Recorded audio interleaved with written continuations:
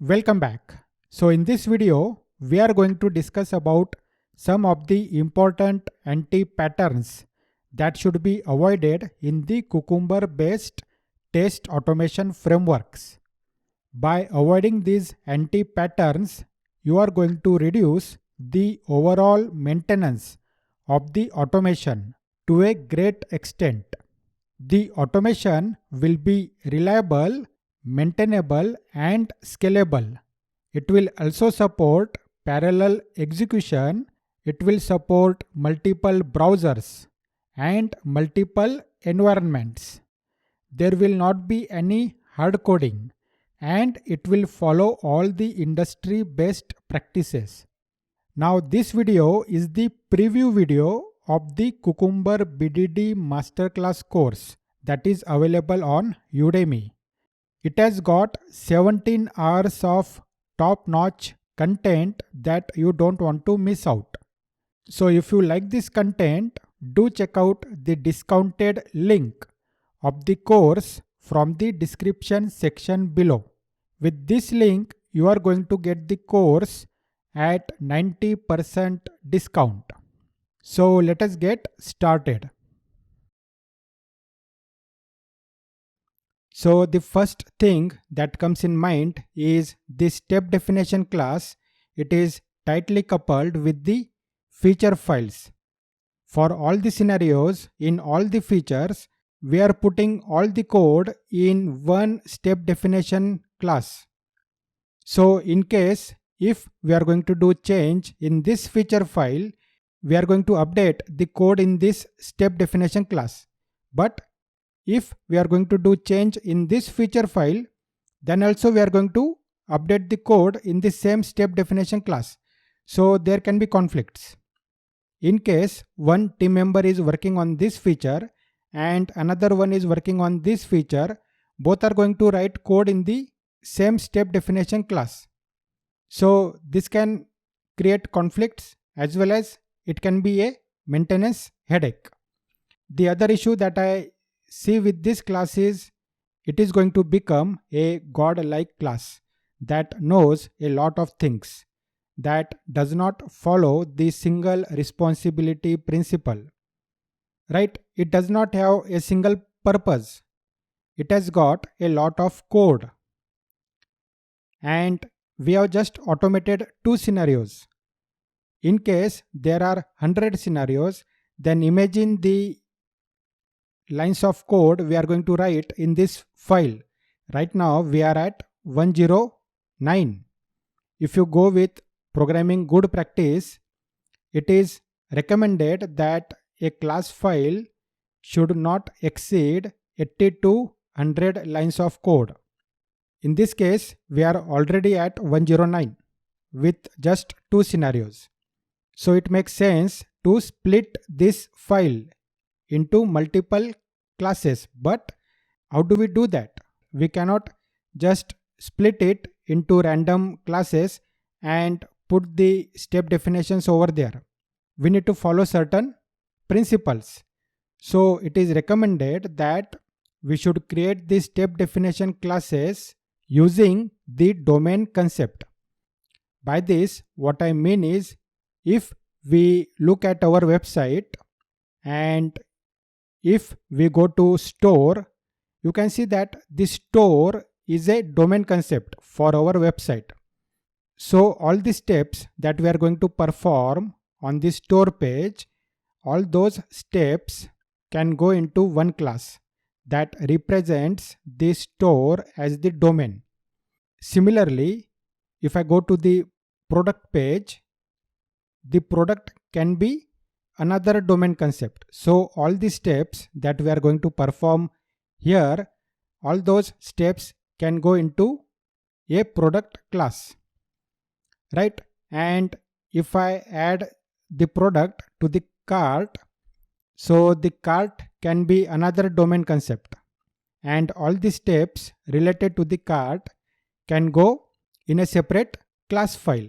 Similarly for checkout, and then for the payments, or let us say the account.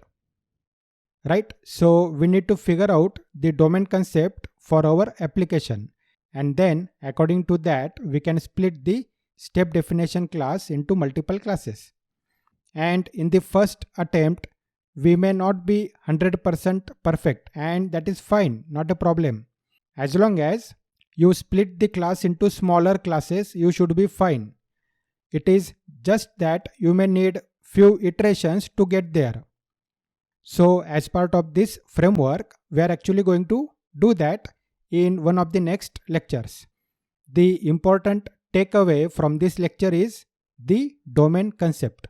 And if I look at the imports in the step definition class, you can see I have the Selenium APIs over here, and it is recommended to design the step definition layer such that you don't have to use any of the Selenium imports over here.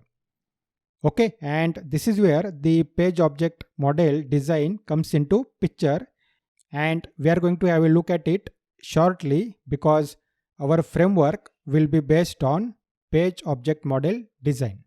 Thank you for watching this lecture. Welcome back. Now in the step definition class, we are initializing the driver twice. Once here and then here. Basically, we are duplicating the driver initialization. So right now we only have 2 scenarios. In case we write 50 scenarios, then we are not going to repeat this code 50 times, right? So we need to remove this duplication. So I have seen what people usually do is they remove this code. So let us do that. We will keep this because we will need it for this scenario. And then they convert the instance variable for the driver to the static variable. They use the static keyword. So with this, what happens is, let us say when the first scenario executes, the first step of this scenario that will set the driver. And then once the driver is set, when the second scenario executes, it will not find the driver to be null. It will get the driver object and it will also execute. So I can show this quickly. Instead of running the scenarios individually, we can run all the feature files. For that, we can right click on the package and we can say run all features in this package. So let us see what happens. So it is executing the first scenario, which is about adding product to cart.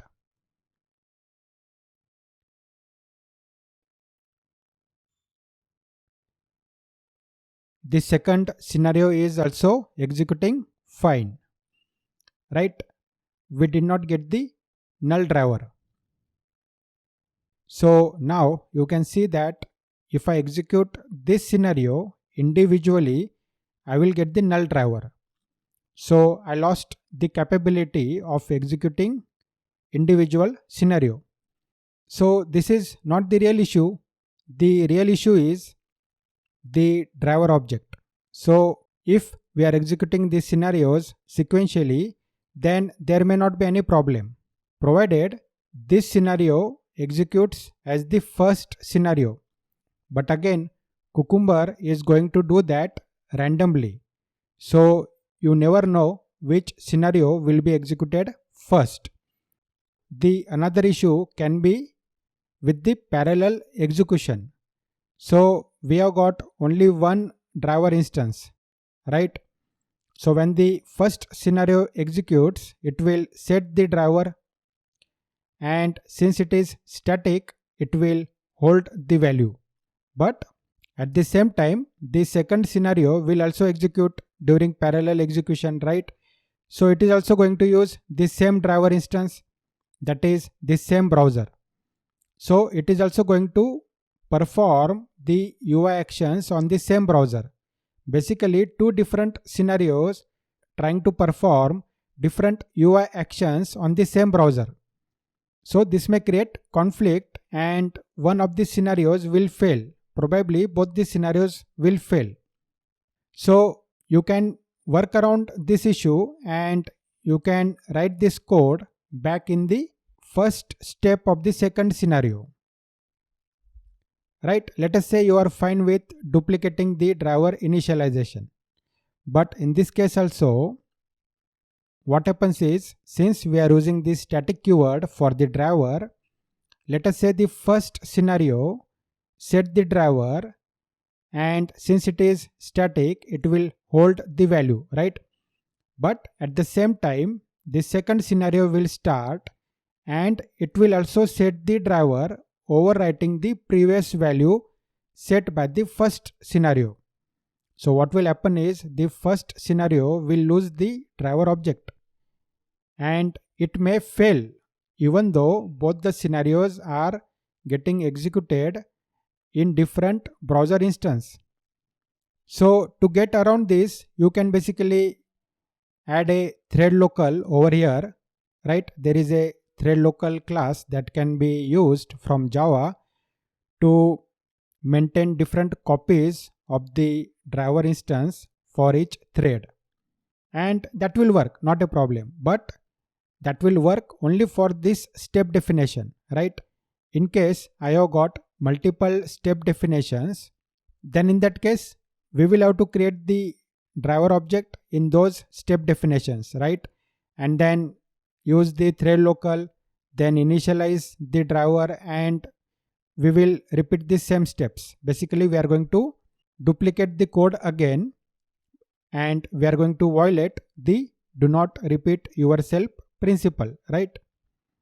So another option could be to avoid static altogether and create a method, let us say initialize driver method, which can be reusable method, and then you can just call the method in this step as well as this step, right? So this way you are not going to duplicate the code, but again you are going to do that in this step definition, right? So in another step definition we are going to write the same method. So in the end we are going to duplicate the code. So we need a reusable method that we can put in a separate class, and then we can call that method from all the step definition files. But the moment we put the method in a separate class, then again we have to create instance variable, and then we may have to use this static keyword and then thread local. So that is also a good option, not a problem. We are going to have a look at that as well. But the important takeaway from this lecture is that do not use this static keyword for the variables in the step definition class, because it is going to create a lot of problems in the parallel execution. Apart from driver, I have seen people using static for a lot of other variables. I see people create a lot of variables in the step definition class and use those variables in multiple steps. Basically, you are sharing the state between the steps, and using the static keyword is not the right approach. Thank you for watching this lecture. So now if I look at this step and this one, I can see that I am duplicating the element definitions, this one and this one. I have the same elements defined over here, and I am performing the same actions on the elements. As a workaround, instead of defining the elements over here in the method, you can create the instance variables over here and you can define the elements over here.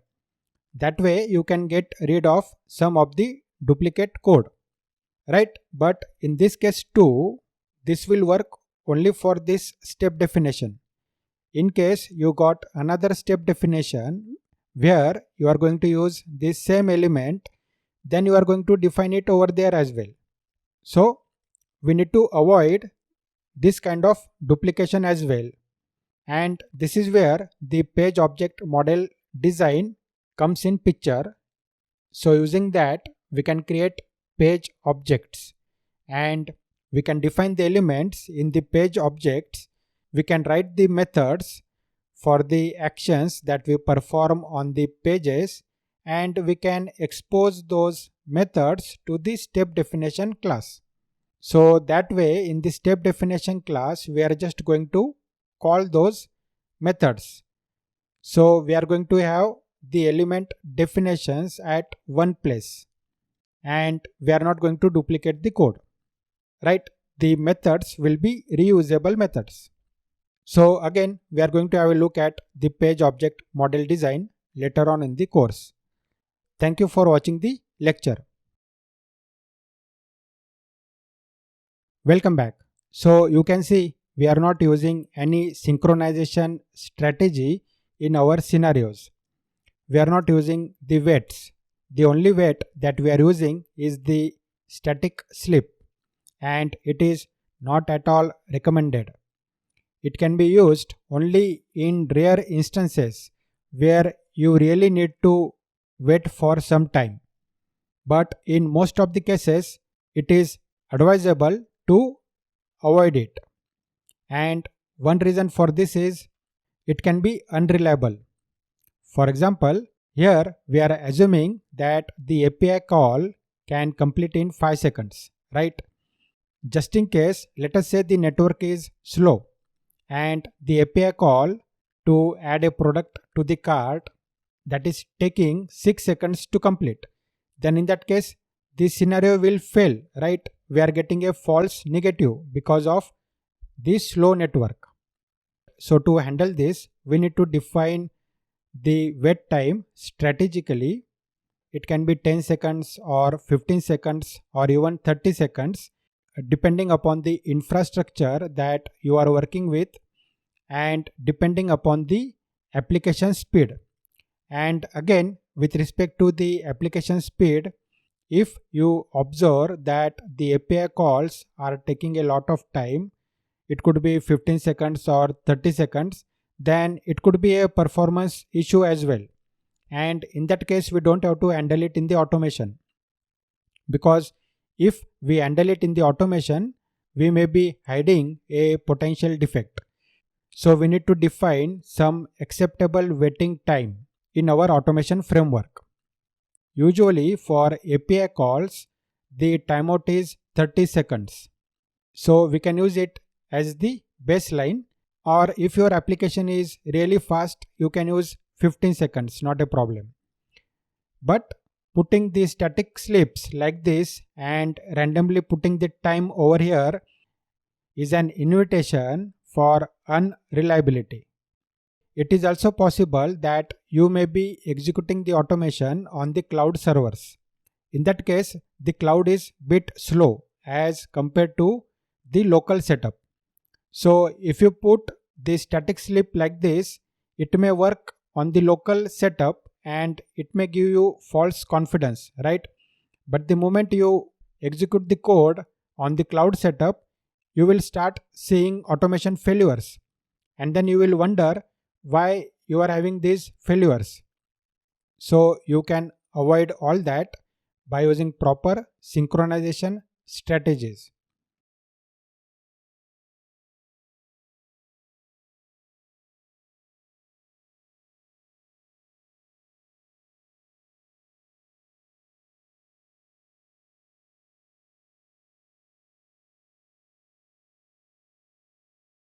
Welcome back. So in our step definitions, we are not using the domain objects. By looking at this expression, it is very difficult to identify the object that we are dealing with. It just says string, right? But we do not know the object. We can get that information from here, but again, it is a string. So we are not dealing with the domain objects, and it is advisable that we do that. With the domain objects, it becomes easy to share the state among the steps, and the code becomes readable. If a non-technical person is going to have a look at the step definitions, then it will be very easy for that person to interpret the code. And even for you, if you have a look at the code after some time, maybe 3 months or 6 months, then just by looking at the domain object, you will understand what exactly you are doing. And the number of lines of code that you are going to write in the step definition, you can reduce that a lot. So for an example, for this step, for the billing details, since we are not using the domain object, it is difficult to create a reusable method that can enter the billing details on the page, right? Because in this situation, we may have to pass a lot of arguments to the method, right? So first name, last name, and so on. But what if the method accepts the domain object as the parameter? It can be a single domain object for billing details, or it can be two domain objects, one for the customer and another for the address. So in that case, we pass only two arguments. The first one can be the customer object, the second one can be the address, and in that method we can then access the domain object and we can fetch the values from the domain object. So in the end, we need to remember that Cucumber is all about supporting the BDD process, and BDD is all about the domain knowledge, the domain language, the domain objects. So if we want to use Cucumber efficiently, we need to write the code in terms of domain objects. The Gherkin file and the step definition file need not be that technical. The only job the step definition methods should do is to call the methods from the underlying automation layer. So all that should be abstracted. And the information from the Gherkin, it can be the data table or it can be the parameter. If we convert that directly to the domain object, that is very efficient as compared to using the, for example, let us say the Java collections, right? Here you can see that we are fetching the first row, right? This is bit technical. A non-technical person will not understand this code. Even a new person who is going to work on the automation, that person may not understand this code unless some time is spent in understanding the Gherkin, the data table concept, right? And then figure it out. So all of this can be avoided using the domain object, and Cucumber has provided a very good option to directly convert the data from Gherkin to the domain object, and that is the custom types. So for parameters it is custom parameter type, and for data table it is custom data table type. So we are going to use it in this framework, and we have seen it already in the previous lectures. Thank you for watching this lecture. Welcome back. So one of the anti-patterns that I have seen is the dependent scenarios. I see many people write their scenarios such that they are dependent on each other. So they may be sharing the driver instance. They may be dependent on the application state. They may be dependent on the user state, or they may be dependent on the test data. I have seen a lot of scenarios that reuse the same test data, that use the same user. In this situation, let us say if the test data is corrupted, then none of your scenarios going to work. In case of user state, you may not be able to run these scenarios in parallel, right? Because one scenario might change the user state, which the other scenario may not be expecting. The other scenario may be expecting a clean user state. So in that situation, it makes sense to create a separate user for each scenario so that each scenario runs on its own without being dependent on the other scenario. This is very important in case of parallel execution and in situations where the user state is going to be manipulated. And it may also be possible that the user state may not be always clean. You may be sharing the user with some other team member and they might just update the state of the user. They might change something, and when your automation executes, all the scenarios fail. With respect to the application state, so each scenario should start from a clean application state. It should not start from a state that is left behind by the previous scenario. What if the previous scenario fails in between and it does not reach up to that state that is expected by the next scenario? So the next scenario will also fail, giving you the false negative only because it did not find the application in the required state. And this is why it is important that each scenario should start from the clean state, and if possible, it should also destroy the application state. It should also exit the application state. Coming to the driver instance, I have seen some projects wherein the driver instance is shared among the scenarios.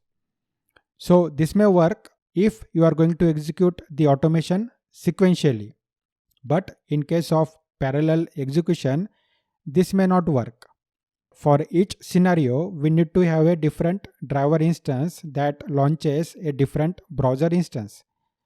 Now, if we are going to run the automation in cloud, we are going to have different VMs, virtual machines, on which we will be distributing our scenarios or feature files, right? So in that case, it makes sense to have a separate driver instance for each of the scenario.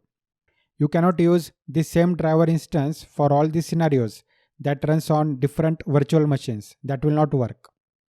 Okay, and creating a separate driver instance for each test case or scenario is a important Selenium guideline that we need to follow. And Cucumber is designed in such a way that it forces you to write independent scenarios. I can say this because it does not have features like ordering the scenarios, adding the priority, right? Adding the dependencies.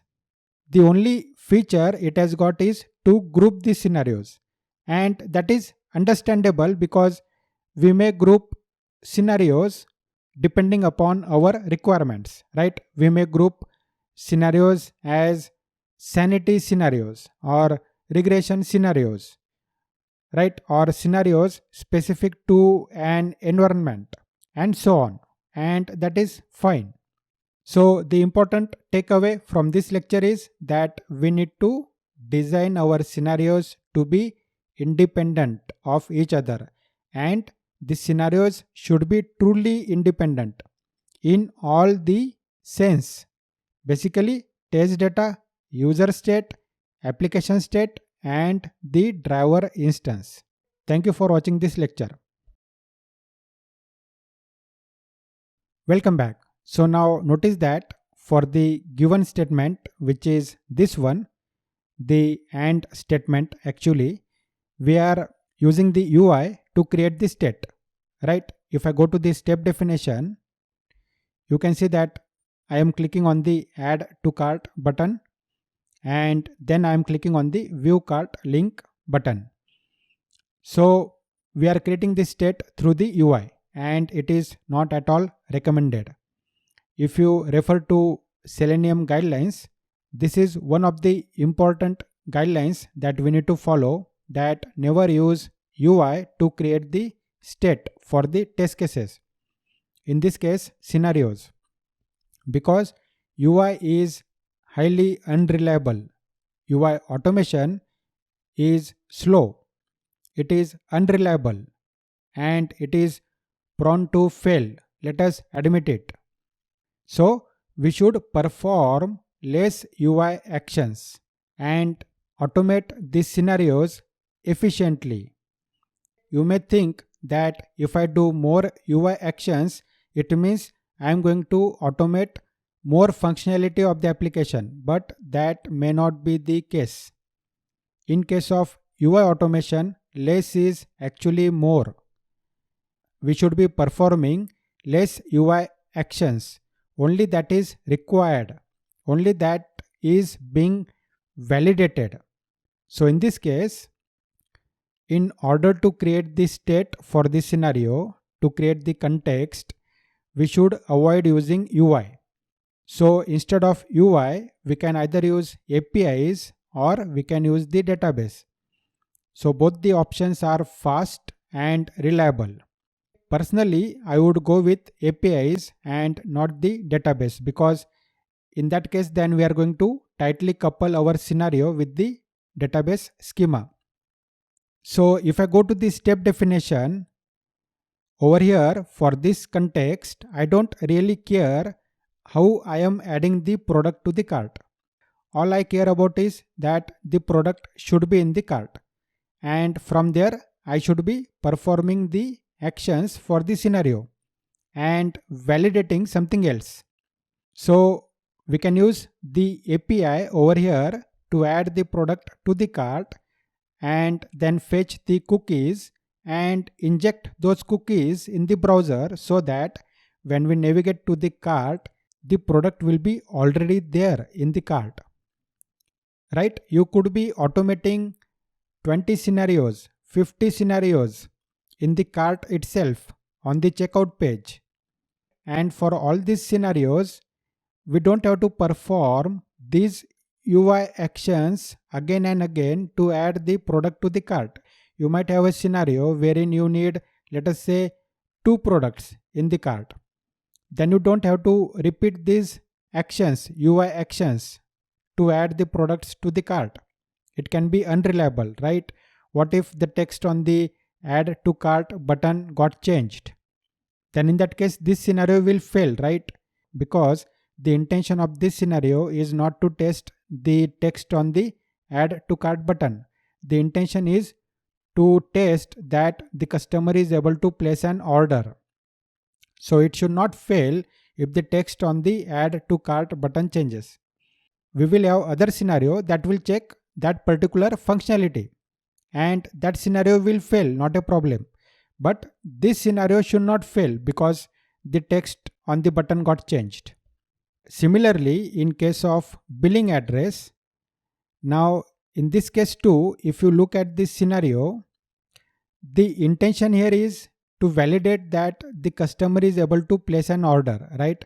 So it could be an existing customer as well, which has got billing details on account. Then in that case, that customer will not really enter the billing address on the page because it is going to be pre-populated.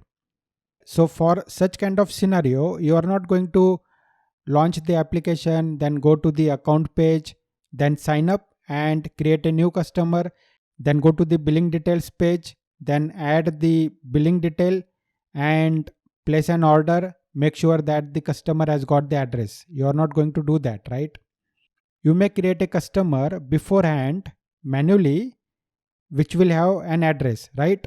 And you may use that existing customer. But in this case too, you may have 10, 20, 30 scenarios wherein you will need a customer account. Then you may use this same customer account for all these scenarios, and it will just work fine if you execute these scenarios sequentially. Even that is not guaranteed, because one scenario might change the state of the customer. It can update the first name or it can update the address, and the other scenario might be expecting some other information in the account, and that scenario might fail. And again, if you execute these scenarios in parallel, then they may not work, because all the scenarios may be manipulating the same customer account. So in this case, you will need to create the account programmatically and add the billing details, and you will be doing that for each of the scenario. So for each of the scenario, you can create a separate customer account, and you can do this using APIs. So we are going to do that in this framework.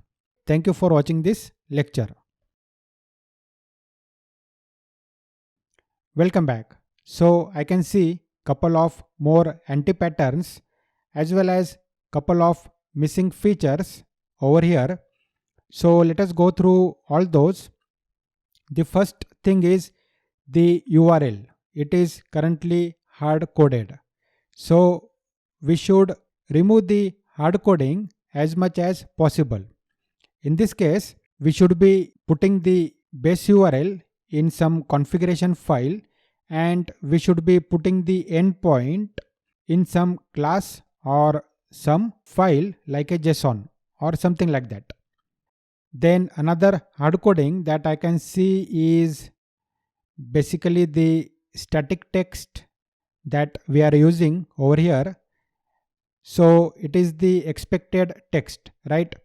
So we can basically put it in the XML and we can read it from there. So that way it becomes easy to manage this text, because there is a possibility that we may use this assertion in multiple steps, right? So in multiple steps, the step definitions, we are going to write this text.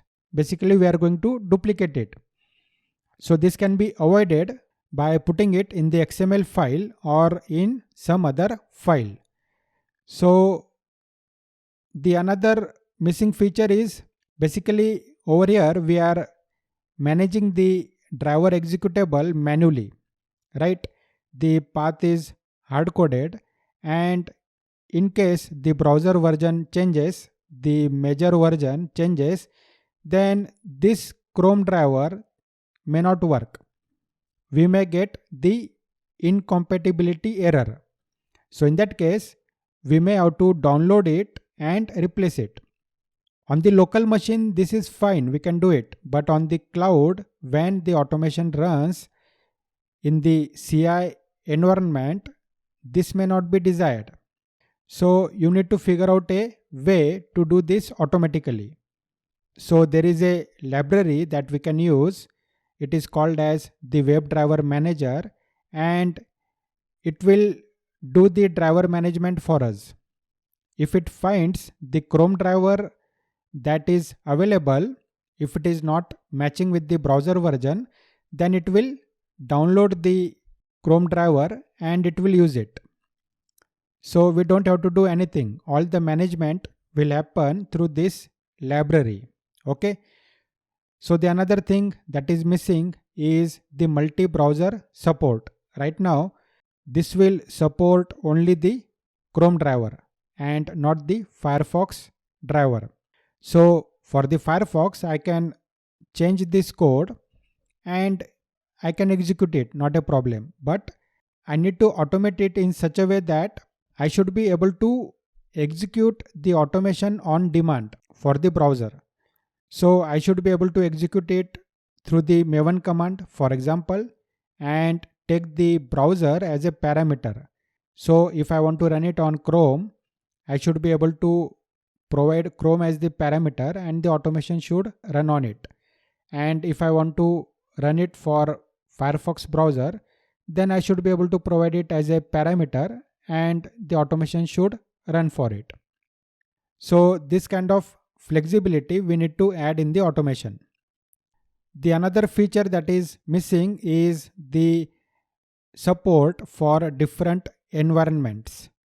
So it is very much possible that in your project you may have different environments like the QA environment or the stage environment, or even you may want to run the automation in the production environment.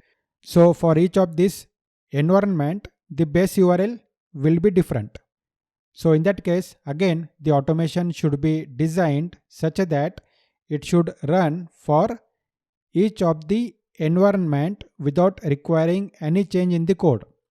So I should be able to take the base URL as the parameter in the maven command, and I should be able to execute the automation for a specific environment. So all the things that we discussed in this lecture, we are going to implement in our framework. Thank you for watching the lecture.